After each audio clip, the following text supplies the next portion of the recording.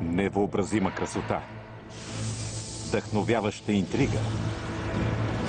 Плод на случайността ли са чудесата на Вселената? Или резултат от разумен проект? От векове религията и науката са върли противници.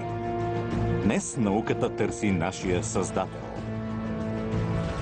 Физиците смятат, че той се крие в математиката. Невролозите считат, че е в мозъка ни. А програмистите вярват, че Бог е един от тях. И нашия свят не е нищо повече от компютърна симулация.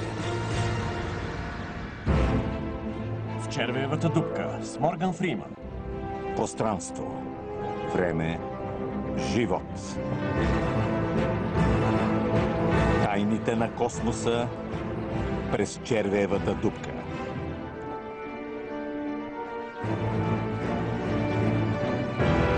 Има ли създател?